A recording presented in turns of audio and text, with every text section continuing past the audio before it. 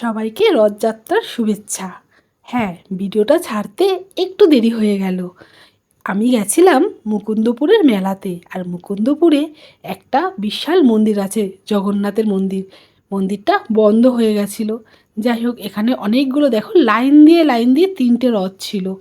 মানে আমরা রথের দিনকে যাইনি, তার দুদিন পরেই গেছিলাম। তো রথ দর্শন করলাম, রথকে নমো করলাম, তারপরে কি দড়ি ধরে টানলাম, যেটা করা উচিত। আর জগন্নাথকে প্রণাম করলাম। এত ভালো লাগছিল, মেলার দিনকে আসলে হয়তো আরও বেশি আনন্দ হতো, আসতে পারিনি অসুবিধার জন্য। যাই হোক, তোমরা দেখো রথগুলো কত সুন্দর আর কত সুন্দরভাবে সাজানো। আর আমাদের ভাগ্যটা এতই ভালো যে দেরি করে এসেও আমরা জগন্নাথের ভোগ পেয়েছিলাম। লাইন দিয়ে ভোগ নিলাম, এখন ভোগ খাচ্ছি। আর দারুণ হয়েছিল ভোগটা। আর ভগবানের ভোগ মানেই টেস্টি তো হবেই জানো।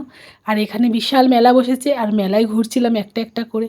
আর আমার ফটো দেখতে এত ভালো লাগে, তো আমি ফটো দেখতে লেগে গেলাম। মানে কিনবো ভাবছিলাম, যে ফটো খুঁজছিলাম পেলাম না। যাই হোক, অনেকক্ষণ ফটো দেখলাম। আর মেলা মানে জানোই তো, হাজার হাজার দোকান আর খুব ভিড়। নানা রকমের জিনিসপত্র, লাইট, মানে কি বলবো, আনন্দ আর আনন্দ। প্রচুর লোক আর খুব ভিড়ও হয়েছে। নাগরদোলার দিকে যাইনি, কারণ নাগরদোলা আমি এখন চড়তে পারি না, কারণ আমার মাথা ঘোরে। আগে ছোটোবেলায় খুব চড়তাম, সেই জন্য দোকানে এসেছিলাম। দোকানে দেখি কিছু কেনা যায় কি না। আর জানো তো, মেলায় সব মেয়েদেরই সাজার জিনিসের দোকান বেশি। কানের দুল, ক্লিপ, গার্ডার, মানে কত জিনিস। হ্যাঁ, প্রত্যেকবারে মেলায় গিয়ে কিছু না কিছু কিনি।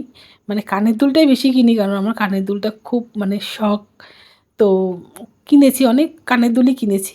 যাই হোক, এই রথের কথা বললে মনে পড়ে যায় ছোটোবেলার কথা বন্ধুরা। ছোটোবেলায় বাবা রথ কিনে দিত, আর মা সুন্দর করে ফুল দিয়ে সাজিয়ে দিত।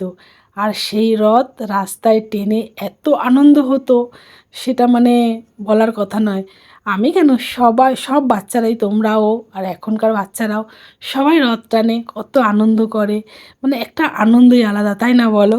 রথের মেলায় আর একটা আনন্দ হলো পাঁপড় খাওয়া। রথের মেলায় তো সবাই পাঁপড় ভাজা খাবেই।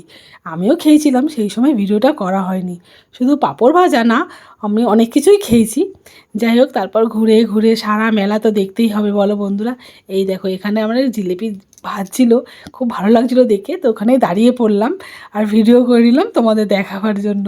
কি ভালো লাগে না জিলিপি পেঁয়াজগুলো এরকম জড়িয়ে জড়িয়ে ভাজাটা। যাই হোক, তারপর এলাম চুড়ির দোকানে। আর মেয়েদের জানো তো এইসব দিকেই নজর বেশি। না, চুড়ি কিনিনি আমি। তারপরে একটা দোকানে চিকেন কাটলেট আর চিকেন পকোড়া খেয়ে বাড়ির দিকে রওনা দিলাম। তো বন্ধুরা, আমার ভিডিওটা কেমন লাগলো জানিও। আর তোমরা কে রথে ঘুরেছো সেটা আমাকে কমেন্ট করে জানিও।